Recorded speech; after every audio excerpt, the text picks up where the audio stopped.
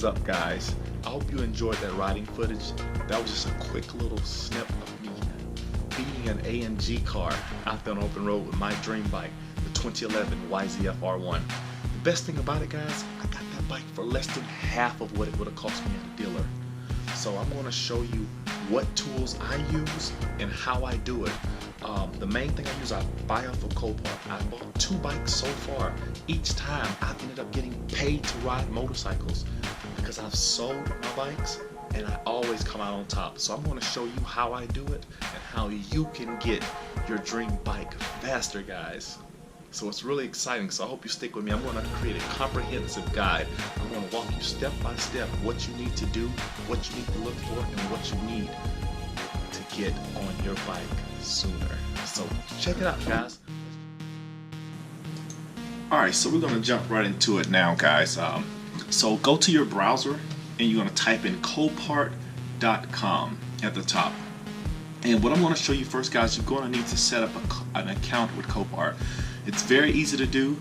Once you go into their home page here, you're going to just go register, and they're going to prompt you to enter all of your personal information, which is pretty self-explanatory. You just enter it in, and then the main thing you want to watch out for in this step, make sure you upload a copy of your license, because without a government-issued license, you cannot buy anything off of Copart.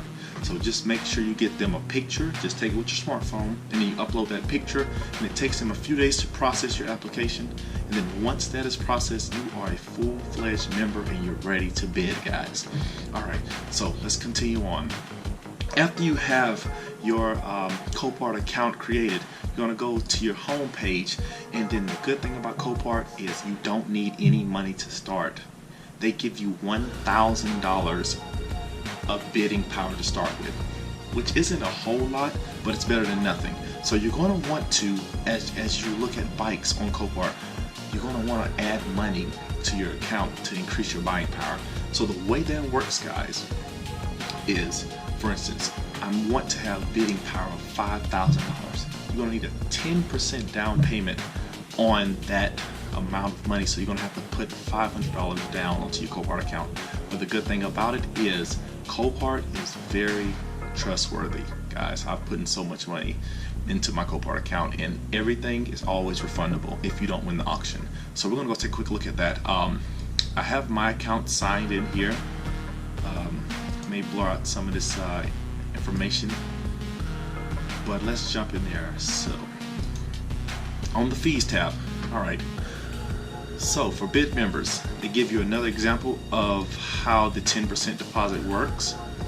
Alright, and if you want to read, take your time and read this page. They just pretty much outline how the deposit works. It's pretty self-explanatory, which is good. Okay, and then we go into the next thing. Alright, what kind of bike do you like, guys? I'm going to show you all how to do a comprehensive search in a few minutes here. But coming into this, you want to know what kind of bike you like, and you want to know the market for that bike, because naturally some bikes are going to be worth more than others. So you're going to want to pick a bike that's going to retain a lot of its retail value, and you're also going to want to pick a bike that's going to be, you know, parts compatibility, parts availability. You want to make sure you have all of that in mind when looking for a specific bike. Okay? Alright, so we talked about the basic fees and we talked about the basic account settings. Let's start getting to the good stuff now. So Copart does have some fees, some member fees. We're going to talk about this in depth because you're going to want to manage your fees very wisely, because they can really cut into your budget if you don't watch them.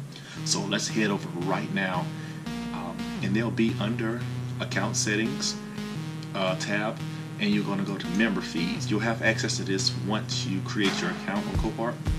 Okay, so alrighty, most times unless you have a business, you're going to want to go for section C, which is going to be any Copart person, which is a customer.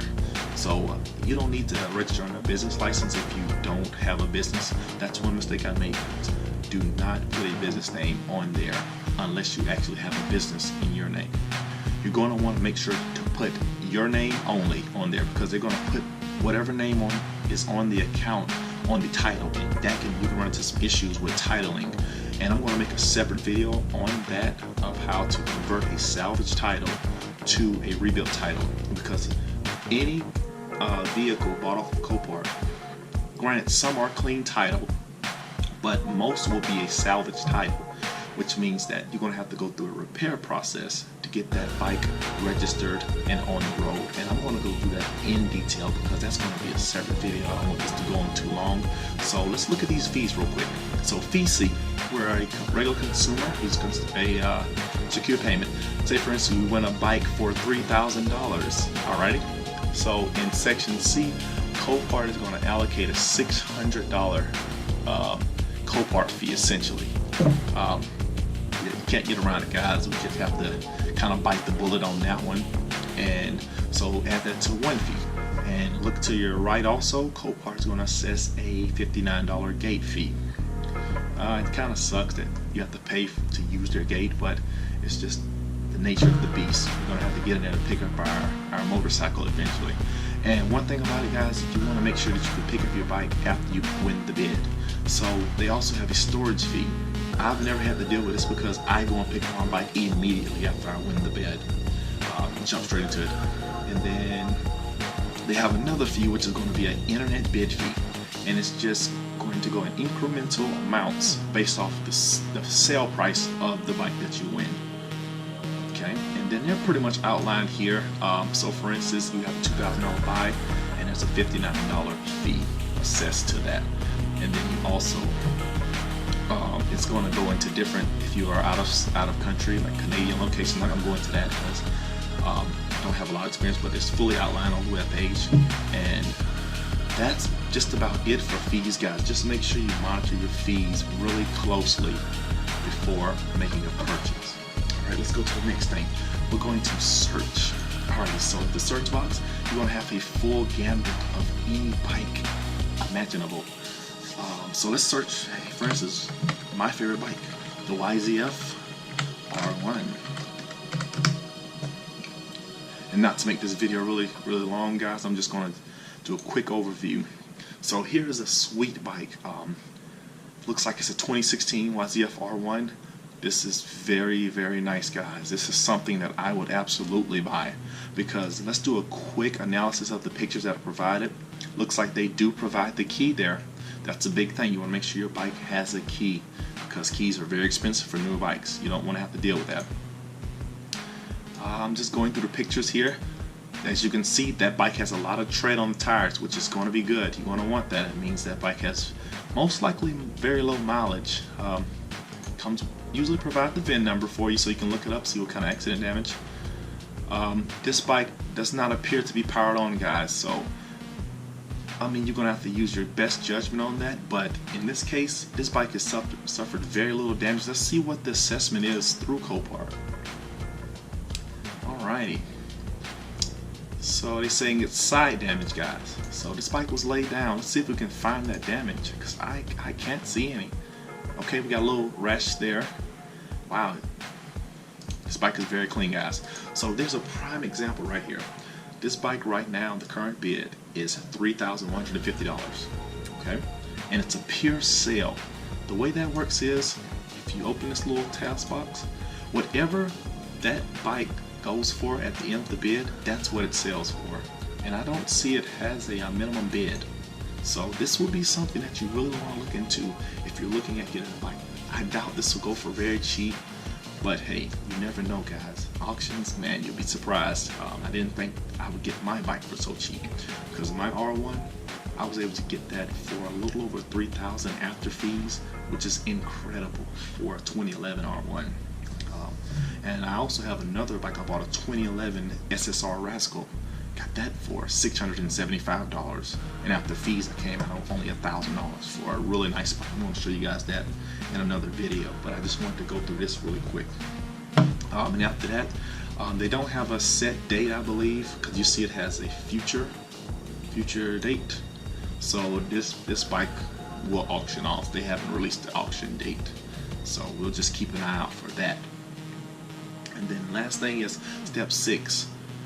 You won this auction, for instance. All right, you're gonna want to pay for your thing, for your bike. And the best way to do it is through secured funds. I'm going to pull it up really quick here. It's back in fees. So secure funds, you're going to want to do that always, because there's a fee for non-secure funds. What non-secure funds are debit cards and credit cards. Those funds cannot be secured until after the sale. So that's why they assess an extra fee, which is, it's about $200, guys. So you're going to want to go there. The easiest way is I always go to my bank and get a cashier's check. It's the easiest way, the most convenient way, and you're not lugging around a lot of cash. You just want to be careful with that. But they also have a lot of other options here: money order, wire transfer, cash, and third-party financing, which I haven't dealt with. But other than that, guys, I'm going to go over one more thing with you, and that's going to be, let's see, where is it at, guys? Because a major thing is, I'm located in Georgia right now, so you're going to have to check your state requirements, because some states require you to go through a third-party broker in order to bid on salvage vehicles. In Georgia, we're luckily do not have to go through. We can go straight through it and bid on any item. I want to see if I can find that tab for you really quick.